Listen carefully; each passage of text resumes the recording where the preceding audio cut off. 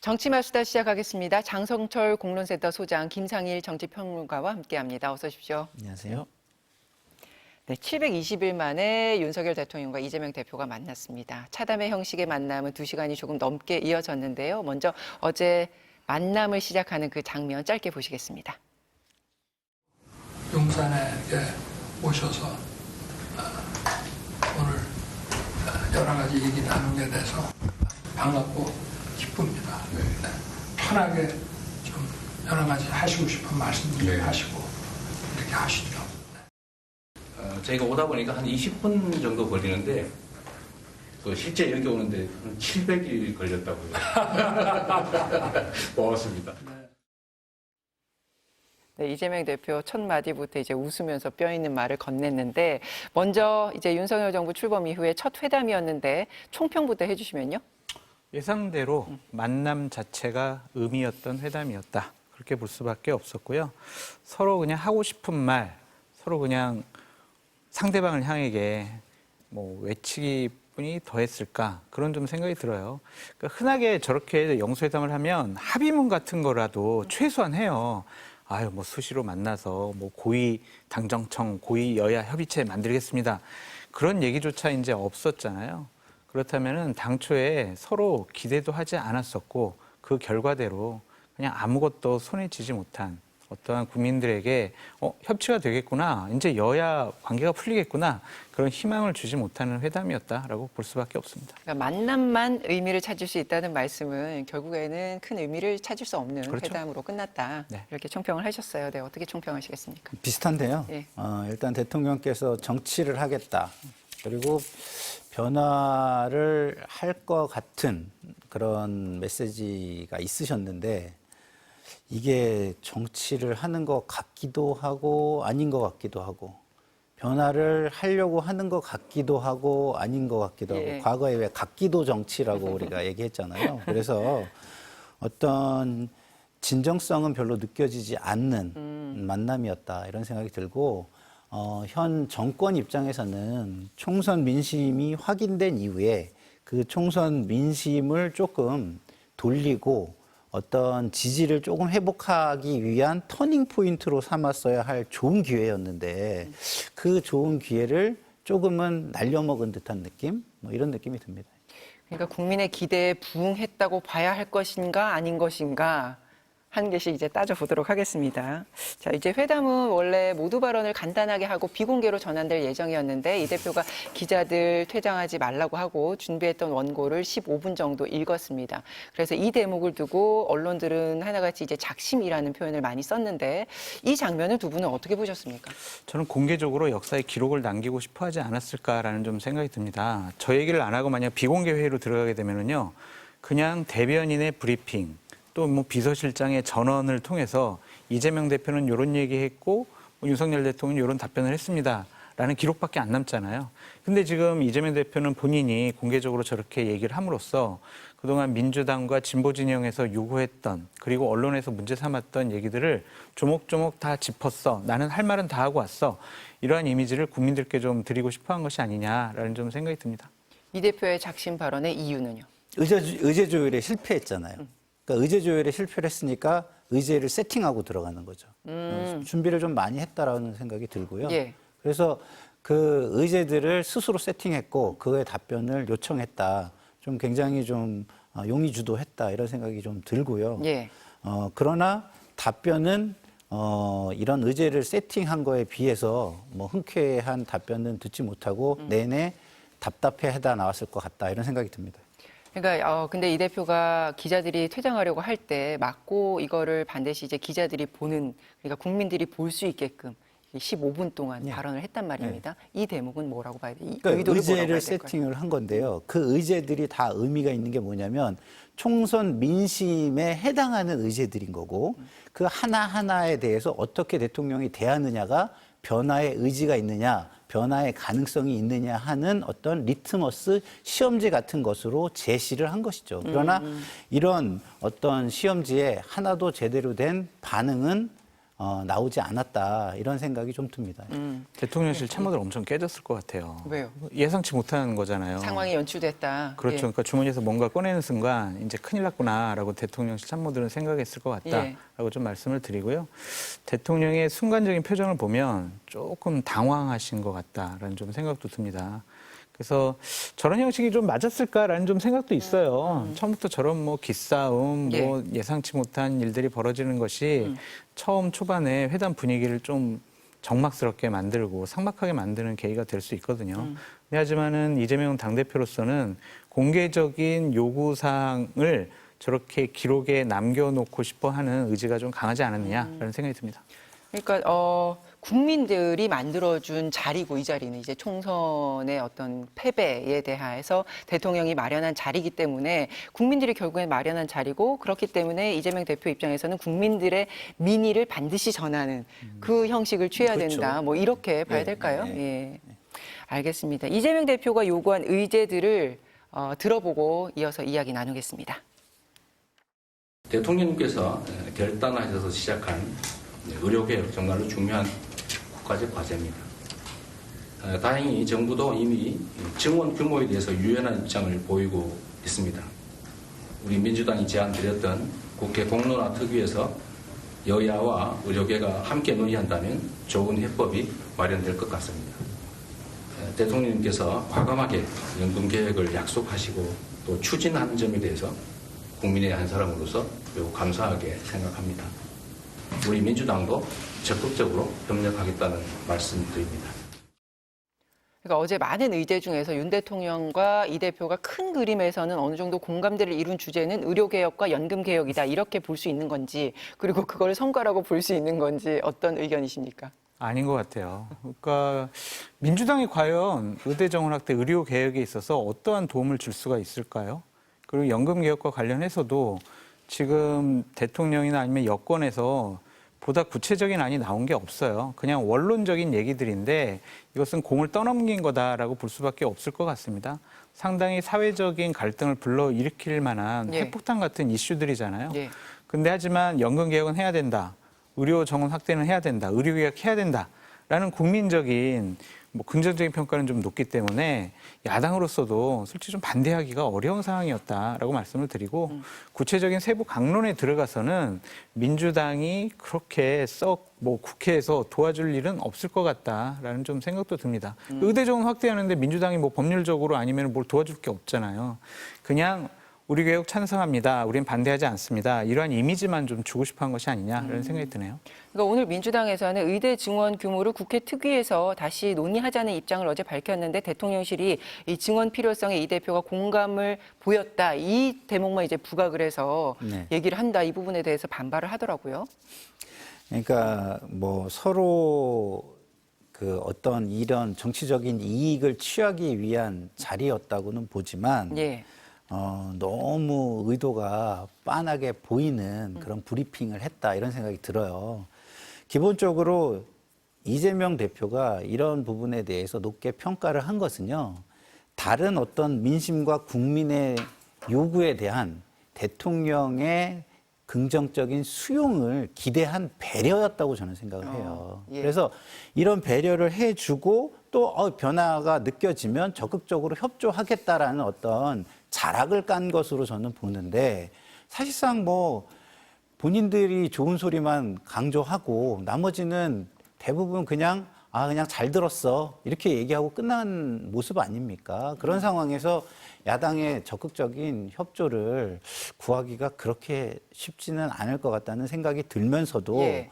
어쨌든 야당의 입장이 명확하게 확인이 됐기 때문에 어떤 사회적 합의를 끌어가고 여론을 끌어가는 데는 그래도 명분을 조금 얻었다라고 생각할 수는 있을 것 같습니다. 그러니까 협상의 기본 프로토콜이라고 해야 될까요? 어쨌든 한 가지를 양보하고 또 예. 상대가 한 가지를 양보하고 이제 이런 걸 주거니 받거니 하는 게 협상인 건데 이제 그런 측면에서 이런 큰 공감대를 보여준 것이다. 여당 입장에서는 이 주제는 그렇다. 이렇게 얘기를 봐야 될까요?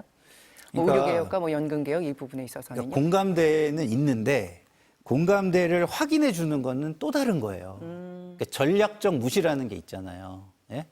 뭐 전략적 무시를 할 수도 있는데 이걸 확인해 줬다는 거는 배려를 해준 거거든요. 근데 그 배려는 왜 했을까요? 이 만남에 있어서 예. 우리가 협조할 자세가 돼 있으니까 민심을 수용할 자세를 보여주세요.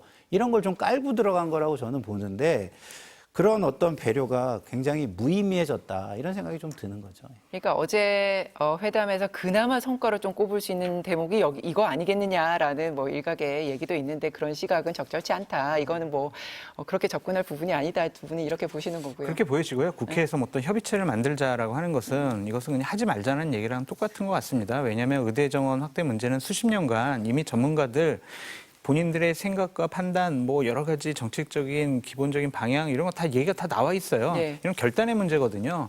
이것을 또 협의체 만들자는 것은 각 이익단체들이 자기 주장들만 할 뿐이고 그것을 조율할 수 있는 것은 대통령인데 그것을 지금 무시하고 다시 협의체 만들자라는 것은 의대 정원 확대하지 말자는 거랑 똑같은 말이 아니냐라는 생각이 들어서 이 부분은 대통령께서 결정하시고 결심하실 부분이다라고 보여집니다. 알겠습니다. 쟁점이 됐던 그리고 관심이 모아졌던 이 대표의 요구 내용도 들어보시고 또 이어서 대통령실의 입장까지 들어보시죠. 우리 민주당이 제안한 긴급 민생 회복 조치를 적극적으로 검토해 주시기를 부탁드립니다. 이태원 참사 특별법이나 특검법 등에 대한 거부권 행사에 대해서 유감 표명과 함께 향후 국회의 결정을 존중하겠다라는 약속을 해주시면 참으로 좋겠다는 생각이고 또 정중하게 요청드리는 바입니다. 그리고 이번 기회에 국정 운영에 큰 부담이 되고 있는 가족 등 주변 인사들의 여러 의혹들도 정리하고 넘어가시면 좋겠다는 생각입니다. 대통령은 물가, 금리, 재정 상황 등에 미치는 영향을 종합적으로 고려할 때 지금 상황에서는 어려운 분들을 더 효과적으로 지원하는 방향이 바람직하다고 답변을 했습니다. 특히 소상공인 지원과 서민금융 확대에 대해서는 우리 정부가 큰 규모로 지원을 하고 있고 지금 민주당에서 제기하는 부분은 거기에 추가로 지원을 요청하는 부분이기 때문에 정부가 추진 중인 정책을 먼저 시행하고 필요할 경우에 야당이 제기한 부분들에 대해서는 여야가 협의를 하면서 시행 여부를 논의하자 이런 취지로 논의가 지속이 됐습니다. 아까 이재명 대표의 발언 속에 나왔던 의제들은 예상이 됐던 의제들인데 우선 이 민주당의 25만 원 민생지원금에 대해서는 대통령이 이 안건은 못 받겠다는 이제 기존의 입장을 재확인했다 이렇게 봐야 되겠죠. 보수 정권 하에서는 현금성 살포는 이것은 좀 여러 가지로 적절하지가 않다라는 입장인 것 같고요. 지금 재정 적자가 상당히 심하기 때문에 또 추경을 통해서 자금을 마련해서 직접적인 지원을 하는 것은 좀 무리가 있다라는 것. 또한 선거를 앞두고 이렇게 현금 살포성 지원책이 나서게 되면은 앞으로 계속 선거 있잖아요. 2년 후에 지방선거, 3년 후에 대선. 그때마다 각 정당이나 정치인들이 자, 국민들 어려우니까 돈 줍시다라고 하면은 가장 나쁜 선례를 이번에 마련하는 거다라는 판단을 하고 있는 것 같습니다. 저도 사실은 이 25만 원 민생지원금 지원하는 거 반대하는 사람이거든요. 근데 주면 좋을 것 같아요. 기분 상당히 좋을 것 같습니다. 근데 과연 그것이 우리나라 재정과 후손들을 위해서 옳은 길이냐, 그것을 좀 생각을 해보면 이재명 대표께서도 현금성 지원보다는 이제 국회에서 압도적인 다수당이 됐으니 민생이 어떻게 어려울 때, 국민들의 삶이 어떻게 나빠졌을 때 어떠한 방식으로 지원할 것인가를 법률과 제도적으로 만들어서 예측 가능한 그러한 국정 운영이 될 수 있는 법률적인 뒷받침을 해주셨으면 좋겠다라는 생각이 있습니다. 이게 민주당 내부 얘기를 들어봤더니 민생지원금 관련해서는 한 80% 정도 선까지는 우리가 좀 양보하고 협의할 의사가 있다 이렇게 내부적으로 의견이 조율됐다는 얘기가 있던데 어제 분위기상으로는 전혀 뭐 이거 타협의 여지가 없는 그렇게 종결된 분위기예요. 그 우회적 거절이라고 저는 들렸고요. 필요할 경우라는 말을 했는데 참 한심하게 들렸습니다. 지금 민생의 어려움을 모른다는 얘기입니까? 필요할 경우라뇨. 지금 필요하잖아요. 그리고 600조가 넘는 재정을 우리가 가지고 있습니다. 그것들이 효율적으로 지금 쓰이지 않고 엉뚱한 우선순위에 의해서 쓰이기 때문에 민생이 어려운 걸 수도 있잖아요. 그럼 그것을 점검해 보고 단기 처방, 중기 처방, 장기 처방으로 나눠서 지금 단기적으로 서민과 소상공인들이 어렵다면 단기적 처방으로 12조, 13조 정도는 쓸 수 있는 겁니다. 우리나라 재정에서 12, 13조가 그렇게 부담되는 금액 자체가 아니에요. 그런데 무조건 안 된다고 생각하는 것 자체가 야당의 이야기, 그다음에 민생의 어려움을 생각해 자기들 생각 외에는 그 시각에서는 생각해 볼 마음과 의지가 없다. 저는 좀 그렇게 느껴졌고요. 기본적으로 저도 전 국민에게 예. 모두 지원하는 건 저는 뭐 진보의 정책이 아니라고 생각하는 사람이에요. 그렇지만 어려운 분야가 분명히 있습니다, 지금. 예. 그러면은 그것을 좀 분위를 4분위까지로 양보할 생각이 있었다 그러면 좀 양보를 더 얻어서 3분위까지로 해가지고 의견을 제시를 했다면 국민들은 그래도 해보려는 노력을 좀 하네? 이런 생각을 했을 텐데 저 정도의 얘기라면 아예 생각이 없구나 이렇게 느껴지는 부분이 더 큰 것 같습니다. 그러니까 이 의제와 관련해서는 계속해서 여야의 입장이 분명하게 드러나 있었기 때문에 이 자리에서 적어도 민생이라는 이유 하나만 가지고서라도 서로 통 큰 결단을 어떻게 내려서 어떤 합의를 도출하는 거 이게 가장 그래도 해볼 만한 의제지 않냐 이렇게 예측을 했었는데 아예 뭐 처음부터 그냥 딱 서로 다른 입장만 벽 보고 얘기하듯이 끝난 그런 느낌이에요. 그러니까 정부 입장이나 기재부 입장, 뭐 대통령실 입장은 돈이 없다. 그런데 어떻게 우리가 또 추경을 빚내가지고 또 국민들에게 나눠주는 것이냐. 그것도 전 국민에게. 그런 문제점에 대한 인식을 좀 강하게 하고 있는 것 같고요. 올해 세수가 예측보다 훨씬 더 많이 펑크가 날 것 같아요. 한 100조 가까이 될 것 같다라는 전망도 있기 때문에 국가의 재정은 좀 아끼는 것이 좀 옳지 않을까라는 좀 생각이 듭니다. 우리 부모님이 뭐 콩나물값도 아끼고 버스비도 아껴가지고 우리 아이가 대학교 갈 때 그 돈 모아가지고 등록금 대줬던 그런 것처럼 그냥 사전에 막 좋은 옷 사 입고 맛있는 거 사 먹고 빚내가지고 조금 좋은 집에 살고 그런 것이 과연 우리 아이들과 후손들에게 유익한 일이 되는 것이냐 그런 생각이 좀 있네요. 아니 그러니까요. 이런 입장차에 대해서 우리가 충분히 논하고 있었는데 거기에 대해서 어떻게든 타협점을 좀 찾아서 국민들 숨통을 틔워주는 게 정치인데 어제 그런 기대가 있었을 거예요, 국민들은. 그런데 이제 그런 것들을 만들어내지 못하는 이 모습이 답답했다고 느꼈을 것 제가 같습니다. 이제 보수파 패널이니까 이재명 당대표를 좀 비판을 하자면 예. 상당히 중점 들여서 본인들의 정책을 요구한 것이 이제 이 민생지원금이잖아요. 그럼 다른 것들은 대통령 당신 좀 바뀌어야 돼. 거부권 행사하지 말고 특권 받아들여야 돼. 이거지만 이거는 본인들이 생각을 해서 요구사항 아닙니까? 그러면 어떠한 정치력과 협상력을 좀 발휘해서 이 부분은 좀 이끌어내는 것이 이재명 당대표로서 좀 면이 서는 거였을 텐데 이 부분도 조금 아쉬운 부분이 아닐까, 아쉬운 대목이 아닐까라고 생각이 드네요. 알겠습니다. 제가요, 예. 제 기재위만 뭐 주구장창 한 사람이거든요. 예. 돈이 없다는 얘기는요, 기재부에서 하면 안 되는 얘기예요. 왜냐하면 기본적으로 재정이라는 거는요, 다 써야 되는 겁니다. 아끼는 게 아니에요. 왜? 이거는 국민 경제의 기회비용입니다. 매년 나오는 돈을 다 써서 경제를 활성화하라는 돈이에요. 근데 지금 돈이 제대로 들어가지 않기 때문에 기본적으로 경제가 활성화가 안 된다면 그것을 조정해 볼 수도 있는 것이고요. 또 매년 나오는 불용이라는 게 존재합니다. 예산의 불용이 매년 3% 이상 나와요. 그럼 600조의 3%면요. 이 13조는 사실은 아무것도 아닙니다. 그래서 기재부가 만약에 돈이 없다고 얘기한다면 그거는 대통령실의 눈치를 보는 것이지 돈이 없어서가 아닙니다. 기재부는 어떤 정책의 효과성이 있다면 그리고 그 효과를 확실하게 담보할 수 있다면 돈은 어떻게든 만들어낼 알겠습니다. 수가 있는 거예요. 민생지원금 그 해답은 무엇인가 이런 주제로 다음에 토론을 한번 마련하도록 하고요.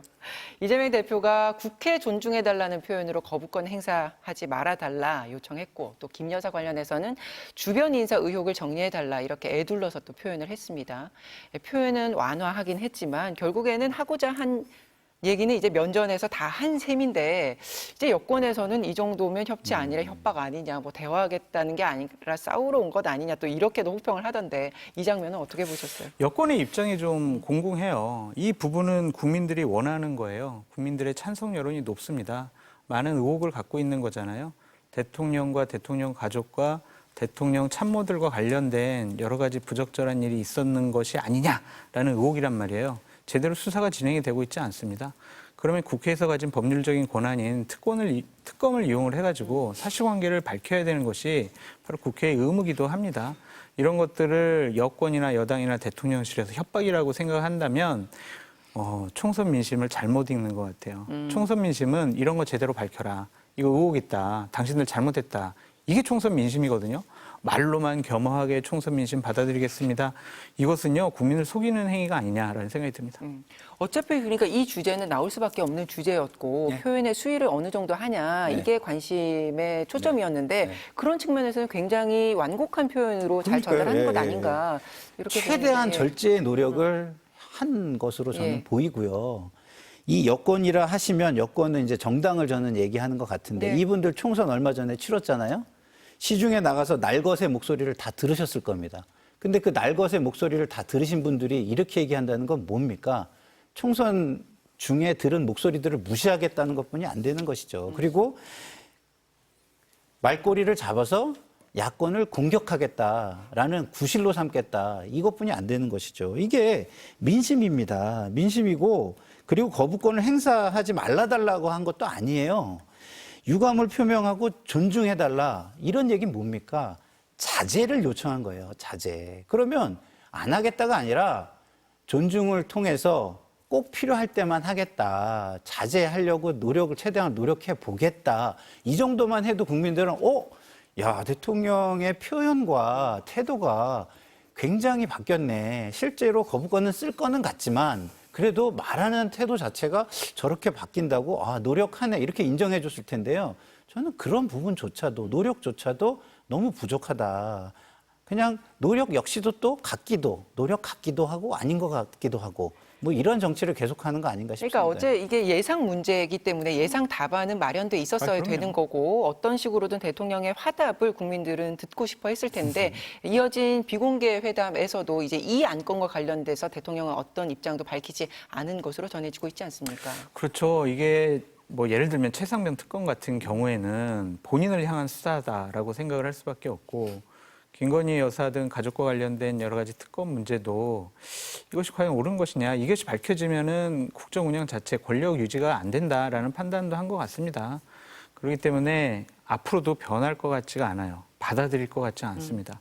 그냥 21대 마지막 국회나 22대 국회가 들어서서도 민주당이 이런 특검이나 여러 가지 특별법을 제시를 하더라도 대통령은 계속 본인의 스타일대로 계속 거부하고 여당인 국민의힘도 반대하고 퇴장하고 이게 국민의 민심을 받드는 권력인가 정당인가 그런 생각을 하게 됩니다.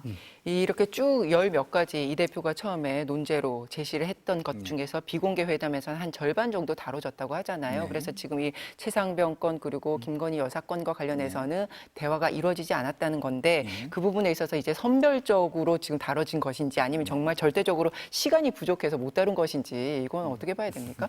제 생각만 예. 말씀을 드리면 12개에 대해서 다 듣고 싶었겠죠. 근데 6개에 대해서 이야기하는 걸 들어보니 더 듣는 게 의미가 없겠다. 이렇게 생각하고 포기하고 나온 거 아닌가. 저는 이런 생각이 좀 듭니다. 그러니까 이재명 대표가 왜 처음에 논제에서는 이걸 얘기하고는 왜 비공개 때 이걸 더 강력하게 답을 듣지 않았냐. 또 이렇게 비판하는 사람들이 있어서 거기에 대해서는 이제 더 이상 들을 그렇죠. 의미가 없다. 이제 더 이상 변화를 나오면서 기대할 수 없는 상황이기 얘기했잖아요. 때문에. 너무 답답했다. 변화할 의지가 전혀 보이지 않았다. 그냥 예. 국민 앞에서 이 첫 발을 뗐다는 거에 의미만으로 일단은 만족해야 되는 거 아니냐. 이렇게 했고 그 얘기는 뭐냐. 민심이 더 거세질 것이다. 그러면 좀 변하겠지. 저는 이렇게 생각했다고 보고요. 또 하나는 국회에서 이런 국민들에게 이렇게 변화하지 않는 모습을 확인시켜줬으니 우리가 좀 강하게 국회를 끌고 가도 명분이 좀 축적된 것 아니냐. 이런 저는 생각을 하면서 나왔을 것 같습니다. 동의하세요, 소장님? 그렇죠. 이제 대통령은 바뀌지 않겠구나라고 국민도 눈앞에서 본 거 아니에요? 확실하게. 그러면 국회에서 민주당이 주도권을 갖고 특검법 밀어붙이더라도 네. 어느 정도의 최소한의 명분을 갖춘 것이 아니냐라고 민주당이 판단할 수 있을 것 같습니다. 이태원 특별법 관련해서는 윤 대통령은 무조건 반대하는 것은 아니다 이렇게 얘기를 했고 그러면서도 이제 민간조사위원회가 영장 청구권 갖는 이 부분 이거 조항이 법리적으로 문제가 있다 이렇게 짚었단 말입니다. 그래서 여권에서는 대통령이 이태원 특별법 자체에 공감을 표한 만큼 이제 세부 조항만 국회에서 논하면 되는 거 아닌가 이런 입장이 있는가 하면 민주당은 대통령이 거부 의사를 다시 한번 확인시켜 준 거다 이렇게 해석을 하고 있는데요. 이게 만약에 대통령께서 긍정적으로 받아들이겠다고 하면 자 좋습니다. 민간조사위원회 영장 청구권 요거 문제가 있다고 생각합니다. 요거 삭제하고 우리 통과시킵시다 라고 했으면 어제 정말 여당의 최고의 대표, 야당의 대표가 모였잖아요. 그럼 본인들이 결정하면 되는 거예요. 근데 반대하는 건 아닌데요. 이거 문제 같고요. 그러면요. 다음에 어떤 일이 벌어지냐면 그것도 그런데요. 요것도 좀 문제가 있는 것 같아요라고 하면서 안 하겠다라는 명분을 계속 찾아갈 것 같아요. 근데 하지만 여당에서는 지금 이 특별법과 관련해서는 좀 논의를 해보자라는 거 아니겠습니까? 네. 어쨌든 대한민국 젊은 국민들이 159분이 사망을 하셨어요. 이거 그냥 넘어갈 수는 없어요. 책임진 사람도 없었잖아요. 이 부분을 제대로 진상규명하고 책임자를 처벌하기 위해서라도 특별법은 필요하거든요. 이러한 국민적인 요구를 여당이나 대통령실에서 무작정 반대하고 방어하고 못하게 하는 것은 이것도 총선 민심 제대로 받아들인 거 아니다라고 생각을 합니다. 알겠습니다. 자, 민간조사위원회가 영장 청구권을 갖게 하려는 이유가 뭐겠습니까? 제대로 증거가 잘 정권을 신뢰할 수가 없고 이 정권이 제대로 조사하는 걸 막을 수 있다라는 불신 때문 아니겠습니까? 그러면 법리적인 문제를 따질 것이 아니라 그러면 이런 것들에 대해서 신뢰를 할 수 있는 담보를 내가 하겠다라는 약속을 통해서 그럼 부탁을 하면 되잖아요. 이런 거 좀 빼주고 그러면 내가 담보할게. 조사 제대로 이루어지게 내가 약속할게. 이러면 되잖아요. 그게 안 되는 게 문제인 거고요. 첫 번째. 두 번째는요. 자, 여야의 합의라는 건 뭡니까? 입법을 의미하는 겁니다. 입법. 법이 만들어지는 걸 의미하는 거예요. 예. 여야 합의 자체가. 그러면 법리라는 게 도대체 뭐죠? 예? 법리를 뛰어넘는 게 여야의 합의고 입법인 겁니다. 예? 그 자체가 예를 들어가지고 헌법에 위배된다거나 이런다고 한다면은 그거는 또 따져볼 일이죠. 그렇지만 그냥 법리가 맞지 않아서 그거는 일반 체계에서 그런 거고요. 그러니까 일반법으로 안 하는 거예요. 그래서 특별법을 하는 겁니다. 특별법을 하는 이유가 있어요. 우리가 전두환 특별법을 했잖아요. 예. 거기에 법리 안 맞는 것들이 없었을까요?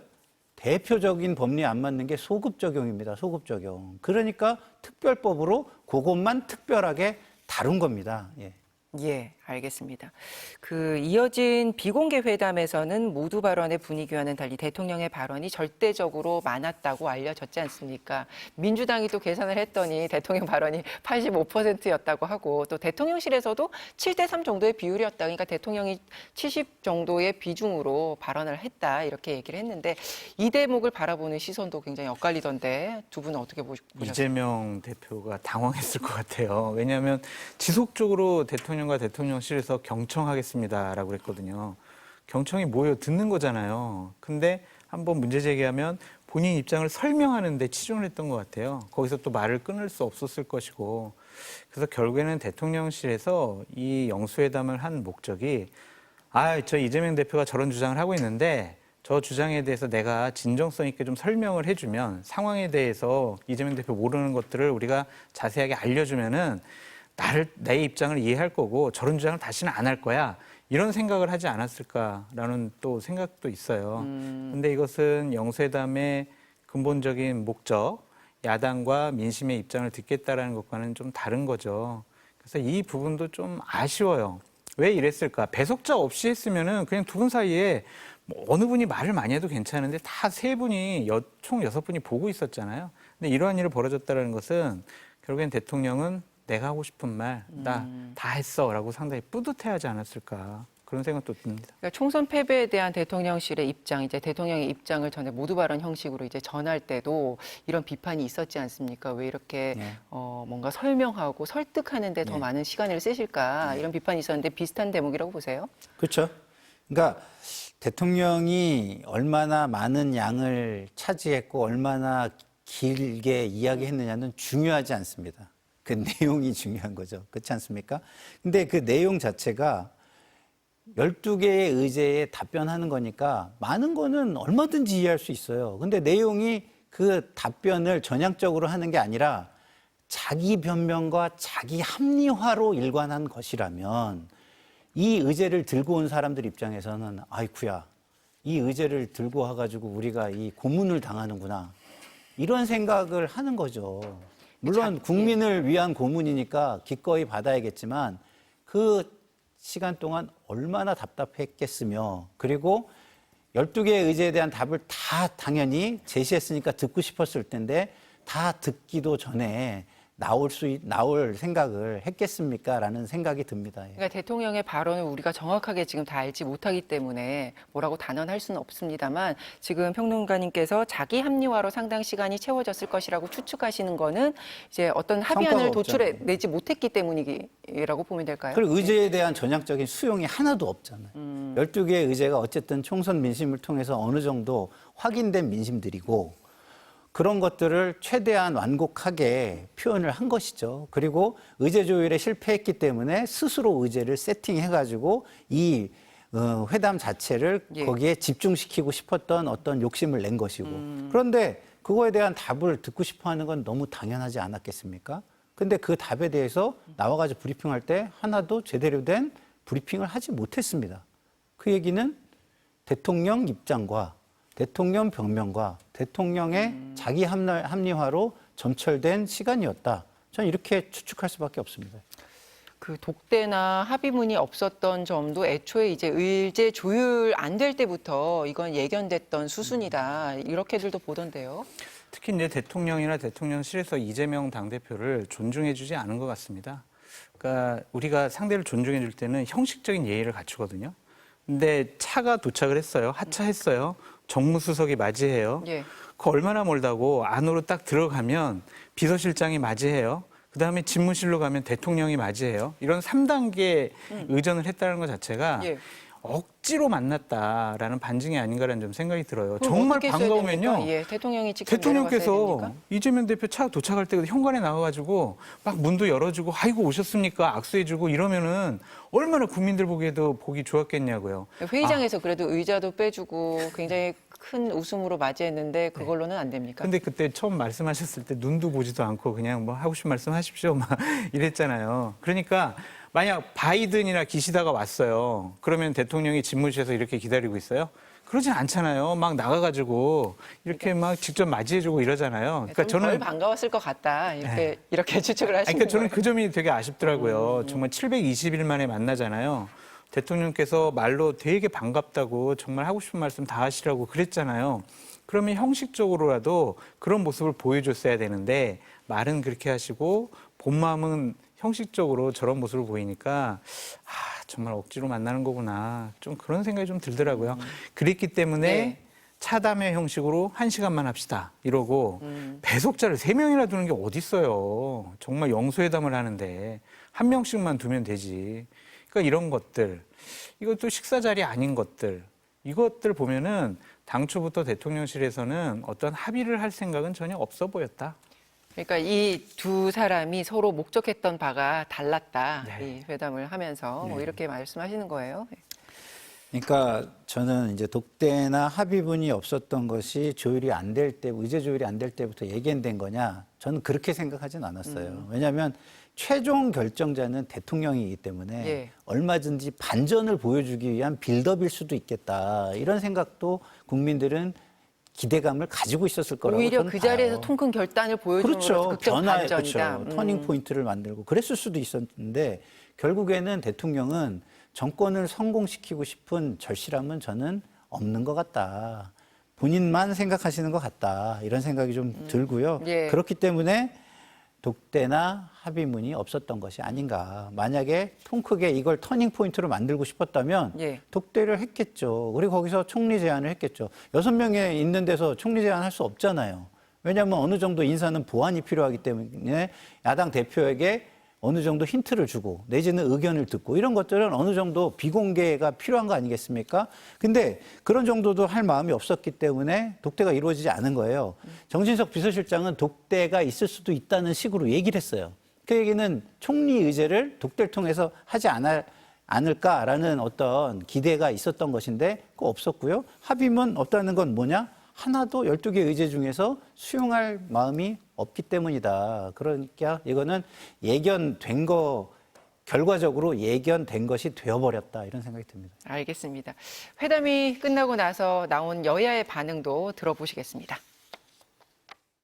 비록 이견이 일소에 해소되진 않았지만 대통령과 제1야당의 대표가 직접 서로의 생각을 확인했다는 것만으로도 이번 회담은 적지 않은 의미를 가집니다. 특히 의료개혁에 대한 같은 뜻을 확인한 만큼 세부적인 방법론에서만 의견이 조율된다면 계획을 추진해 나가는데 큰 힘이 실리리라고 생각합니다. 민생 상황에 관한 어떤 절박함도 인식하지 못하고 있는 듯했고 또 총선 민의를 수용하겠다 하는 자세도 찾아볼 수가 없었습니다. 국민이 바라던 대통령의 답변은 철저하게 외면하고 또 야당이 제기한 민생 회복과 국정 기조 전환 의제들에 대해서 일일이 거부 의사만 밝히면서 시간을 허비했습니다. 네, 여당은 대통령과 제1야당 대표가 만난 것 그 자체가 의미가 있는데 자꾸 폄훼하면 안 되고 그래서 이제 여야가 협치로 나가는 계기가 마련됐다는 데 방점을 찍고 있고요. 그리고 야당은 변화의 가능성을 읽을 수 없었기 때문에 향후 전국이 우려된다 이런 입장입니다. 그럼 어제 자리를 보면서 두 분께서는 앞으로의 전국에 희망이 더 보입니까? 답답함이 더 크십니까? 갈등, 혼란, 이제 일방적인 법안 처리, 또 거부권 이런 모습이 좀 예견돼요. 정말 죄송한데 제가 보수파 패널로서 자꾸 대통령실과 대통령의 어제 영수회담과 관련된 걸 비판을 하게 되는데 좀 많은 기대를 했지만 또 체념하고 좌절하게 돼가지고 좀 실망스러워서 비판을 좀 많이 하고 있습니다. 권력을 가진 쪽에서 이러한 좀 너그러운 모습이나 아니면 포용적인 모습을 보여줘야 해요. 그것이 어쨌든 총선 민심으로 나타난 것들을 야당 대표가 요구를 했는데 하나도 받아들이지 않고 민주당이 그동안 끊임없이 계속적으로 똑같은 입장을 내왔던 의료개혁, 의대정원 확대 찬성 이거를 두 분이 꼭 만나서야 확인을 할 수가 있었던 건 아니었잖아요. 그걸 확인하려고 만난 것도 아니었잖아요. 그렇기 때문에 대통령실에서 이번 영수회담을 너무 안이하게 준비한 것이 아닌가. 그냥 그동안 왜 자꾸 야당 대표 안 만나? 이런 비판이 많으니까 만났잖아요 라는 역사적인 증거물을 남겨놓기 위한 형식적인 회담이 아니었느냐라는 좀 실망감 때문에 좀 자꾸 비판하는 목소리를 내게 됩니다. 향후 전국을 전망하시면요. 굉장히 답답할 것 같아요. 적지 않은 의미라는 표현을 썼는데 자, 이게 총선 후에 만난 겁니다. 그러면 중요한 건 총선의 심판, 거기에 총선의 민의, 요구 이런 걸 담아야 되잖아요. 그런 게 하나도 없습니다. 그런데다가 세상에 이런 일이라는 프로에 나올 만한 일들이 벌어지고 있는 거죠. 그게 뭐냐? 아니 모두 발언이 보이스나 영상이 바로 생중계가 안 되고 대통령실이 그걸 다 검토한 후에 사후에 나간다? 이게 2024년 대한민국에 벌어질 수가 있는 일인가요? 그러니까 이제 밑그림은 실시간으로 들어오고 있는데 오디오가 엠바고가 걸려서 1시간 정도 이제 묶여 있었단 말이에요. 그게 2024년 대한민국에 있을 수 있는 일이냐고요. 그러니까 대통령실은요, 처음부터 끝까지 이 총선 이후에 이루어지는 이 회담이라는 거에 대한 생각이 없는 거예요. 그러니까 국민 눈치를 거의 보지 않고 자기들 생각만 일방적으로 계속 하고 있다라는 걸 보여줬다라고 저는 생각을 합니다. 그렇기 때문에 변화라든가 총선 이후에 그 심판에 대한 반성, 심판을 받았으면 당연히 뭘 잘못했는지에 대한 반성이 있어야 되는데 그런 거는 하나도 국민에게 보여주지 못했다. 그렇기 때문에 저는 당연히 답답함이 100만 배 크죠. 예? 희망보다는 100만 배가 더 답답한데요. 그럼에도 불구하고 희망을 버리면 살 수가 없잖아요, 아예. 그러니까 살아가야 되니까 그래도 희망과 기대를 이 정권과 찾을까요? 여권에게 부탁드리고 싶습니다. 희망을 만들어 주십사. 기도드리고 싶고. 알겠습니다. 이번 회담을 통해서 윤석열 대통령과 이재명 대표의 득실이 무엇인가 그 성과를 논하기 위해서는 일단 각 측이 생각했던 어떤 목표? 목적했던 바 이걸 먼저 좀 생각을 해봐야지 그게 성과로 이어졌나 이렇게 분석을 할 수 있을 텐데 일단은 양측이 생각했던 목표는 뭐라고 생각하세요? 대통령실로서는 야당 대표와 만났다라는 그러한 소통과 협치의 첫걸음을 뗐다. 이걸로 좀 만족하는 것 같고요. 이재명 당대표로서는 그동안 국민들께서 우리 당에 요구해왔던 그다음에 총선의 민심 이런 것들을 대통령에게 직접 우리가 전달해주고 대통령의 생각을 다 들었다. 이것을 본인들의 성과나 목적이라고 좀 생각이 드는데 저는 윤석열 대통령에게 결국 이 영수회담은 손해인 것 같아요. 왜냐하면 예. 안 변하는구나. 우리는 최소한 변할 줄 알고 기대했던 거잖아요. 그런 희망을 갖고 있었던 건데 안 변하시는구나. 국무회의 모두 발언에서 막 본인의 일방적인 얘기를 하셔가지고 이게 뭐지? 라고 했는데 갑자기 영수회담 하신대요. 변하시겠다라는 의지잖아요. 안 변하시겠다라는 거를 이번에 영수회담이 보여줘가지고 아까도 말씀드렸지만 국민들에게 많은 좌절감과 체념을 준 것이 아닌가. 좀 그래서 너무 슬퍼요. 어제 그러니까 회동 끝나면서 정진석 비서실장이 앞으로 이제 두 분 자주 만나시고 독대도 하셔라 이렇게 요청을 하고 제안을 했더니 이제 대통령도 이 대표도 고개를 끄덕였다. 대답은 하지 않았지만 고개를 끄덕였다. 이제 이렇게 보도가 되고 있는데 뭐 그런 걸로 봐서는 앞으로 이게 첫 걸음이니까 첫 시작이니까 앞으로 계속 반복되고 뭐 이런 희망을 가질 수도 있지 않나. 거기에 대해서 어떻게 생각하세요? 그랬으면 좋겠는데요. 앞으로 국회에서의 전국 상황을 보면은 두 분 사이에서 만나기가 되게 힘든 갈등과 혼란의 시기가 계속될 것 같아요. 22대 국회 지금 뭐 21대 국회 마지막 이제 임시국회 하게 되면은 최상병 특검 때문에 일방적으로 통과시키고 거부권 행사하고 또 뭐 재의결하고 막 이런 일들. 예. 22대 국회 되면은 국회의장 누구 뽑냐, 상임위원장 누가 하냐, 원구성 협상 지연되고 다시 특검 법안 올리고 이런 것들을 보면은 너무나 갈등적인 요소가 많기 때문에 두 분이 같이 자리에 앉아가지고 문제 해결책을 머리를 싸매고 해답지를 찾기가 쉬워 보이지 않는다. 그래서 그냥 언제 우리 이 앵커님 언제 한번 식사 한번 하시죠 이런 것처럼 의례적인 인사를 정진석 비서실장이 한 것이 아닌가. 그래서 너무 안타깝습니다.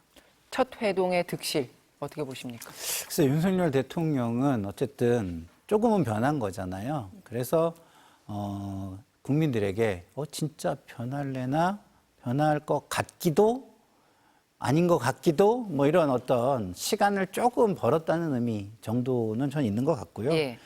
이재명 대표는요, 일단 총선 민의를 직접 전달했다는 거. 그렇지만 이제 대통령이 그걸 무시했기 때문에 변화의 의지가 별로 없다라는 부분을 국민에게 확인시켜줬다. 그러니까 본인의 주장이 아니라 국민이 직접 확인하게 만들었다라는 거 하나가 성과고요. 두 번째는 의제별로 아까 말씀드린 것처럼 변화의 잣대를 국민에게 제공했다. 이런 요청이 이미 들어갔잖아요. 공식적으로 들어갔잖아요. 예. 그동안은 대통령이 이것을 알고 있을까? 알고 있겠지? 이 정도였다면 당연히 알고 있었겠지만 이제는 확실하게 알아버린 거죠. 예. 그렇다고 한다면 앞으로 대통령의 변화를 확인할 수 있는 잣대들이 12개가 생겼다. 이런 게 저는 큰 성과라고 보고요. 이 잣대들과 이 잣대들에 대해서 만약에 점수를 따지 못한다면 앞으로 국회에서의 활동에 조금 더 드라이브를 걸 수 있는 명분을 축적해 갈 수 있는 계기를 만들었다. 이런 생각이 듭니다. 앞으로 이제 회동이나 독대나 이 가능성은 어떻게 보세요? 그건 용산의 의지에 전적으로 달려 있죠. 그래서 의지가 있다면 저는 야당을 얼마든지 활용할 수 있다고 봐요. 예. 진짜 국민과 국가를 위해서 하고 싶은 일이 있다면 대통령이 적극적으로 의제를 세팅을 해가지고 만남을 요청하잖아요. 예. 그럼 무조건 이거는요. 현 집권 세력이 유리한 만남이 될 수밖에 없는 겁니다. 그래서 우리 장설정 소장께서 좀 전에 얘기한 것처럼 참모들이 정말 준비를 안 한 만남이구나 이런 생각이 드는 대목이 과거의 대통령과의 영수회담의 역사를 복기해 볼 때 정말 이거는 일방적으로 대부분 예. 대통령 청와대 그 당시는 청와대가 유리한 쪽으로 흘러가는 요소였는데 그런 부분이 지금 하나도 없다는 측면에서 보면은 정말 대통령실이 대통령 눈치만 보고 아무것도 제대로 제안하지 못하는구나 이런 생각이 듭니다. 그러나 예. 앞으로 좀 창의적 아이디어를 내서 적극적으로 준비하고 적극적으로 야당을 초청을 한다면 제가 볼 때는 굉장히 유리한 국면을 만들 수가 있다. 그런 측면에서 좀 기대를 해보고 싶다 이런 생각이 전 듭니다. 대통령도 소통이 필요하고 거기에 대해서 노력하고 있다. 지금 이렇게 보여줄 수 있는 또 시그널 중에 하나가 이제 다음 달 10일이 취임 2주년을 맞아서 기자회견도 하겠다. 지금 대통령실이 이렇게 밝혔거든요. 그래서 취임 100일 기념 기자회견 이후로는 공식 기자회견이 한 번도 없었잖아요. 그래서 이번에는 과연 어떤 형식으로 국민들에게 변화된 모습을 보여줄 하나의 또 계기가 될 수 있는데 어떤 형식을 취해야 된다고 생각하세요? 자유롭게 기자들 그냥 질문할 수 있도록 해주셨으면 좋겠어요. 시간 제한 두지 말고. 예. 그래야 이제 국민들이 오 대통령 소통하려고 하는구나. 어렵고 불편한 질문에 저렇게 본인 생각을 과감없이 얘기하는구나. 저런 모습을 우리가 윤석열 대통령에게 기대했던 거다라고 생각할 수가 있잖아요. 김건희 여사 문제 관련해서는 어떻게 하실 겁니까? 디올백 아직도 피해자라고 생각하십니까? 이런 질문을 할 수 있는 분위기를 만들어 주셔라. 그러면은 기자회견 성공할 수 있다. 그렇게 말씀드려요.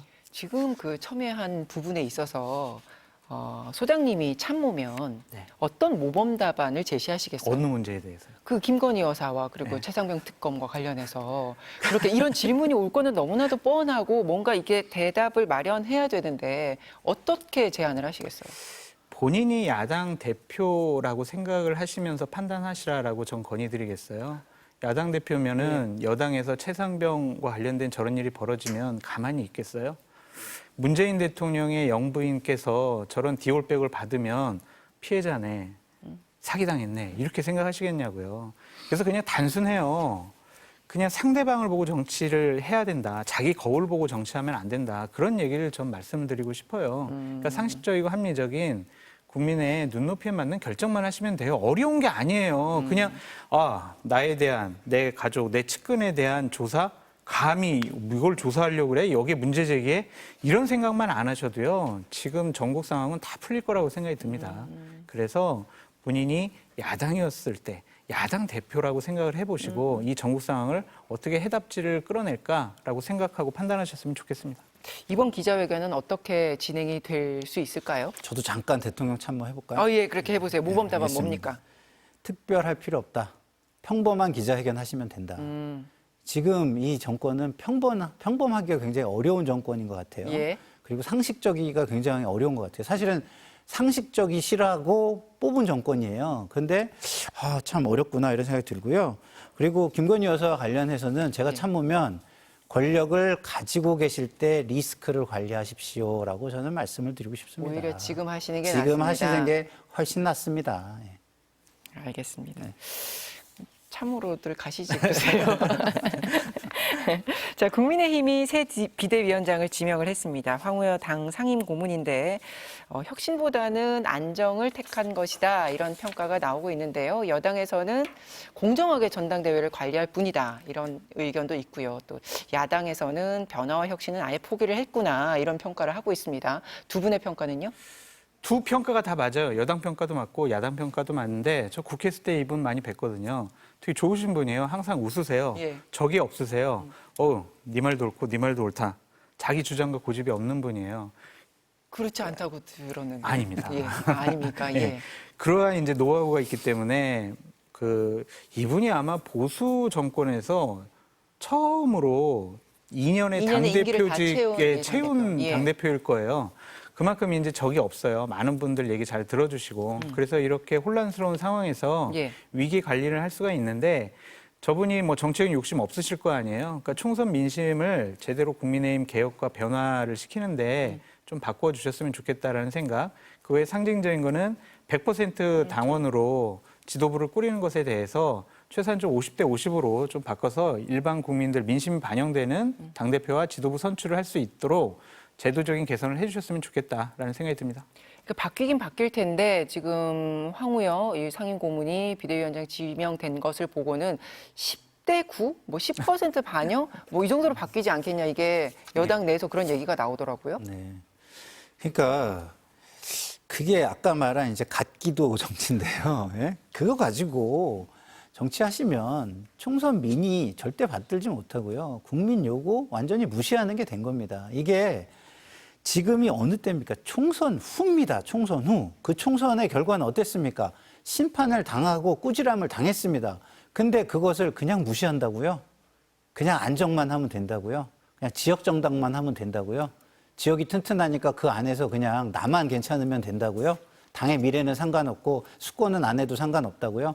그런 모습으로 보이잖아요. 그렇게 들리잖아요. 예? 저한테 말을 안 했는데도 막 들려요, 환청이. 예? 그런 문제가 있습니다.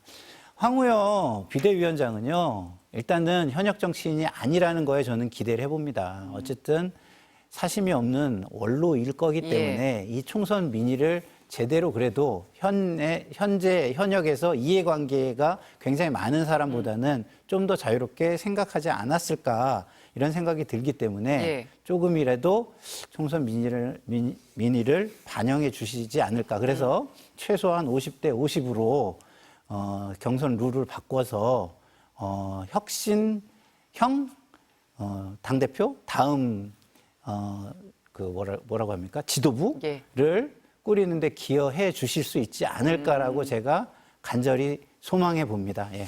이제 짧게 시간 주시면 드리고 싶은 말씀이 네. 있는데 제가 이제 보수파 패널로서 상당히 좀 대통령실과 국민을 비판을 많이 해왔잖아요.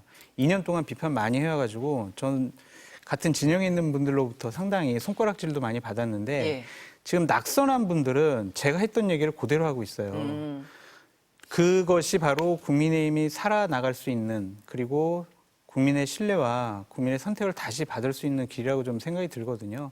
내부적으로 자신들의 잘못과 오류를 수정해 나가지 않으면 예. 저렇게 선거에서 국민들이 심판을 해요. 그럼 정말 어렵잖아요. 그래서 이번에 전당대회를 준비하면서 수도권에 특히 당선된 분들이 수도권의 민심, 국민의 민심 이런 것들을 잘 반영되는 그런 전당대회 룰도 만들고 그렇게 당의 체질과 정책 방향도 개선해 줬으면 좋겠다라는 생각이 듭니다. 그 간절함을 담고 있는 목소리가 비단 낙선인들만의 목소리는 아닐 수도 있으니까 잠시 네. 후에 이제 당선인도 출연을 하시니까 네. 제가 직접 한번 여쭤보도록 하겠습니다. 오늘 마수단은 여기까지 할까요? 네, 네. 두 분 고맙습니다. 네, 감사합니다.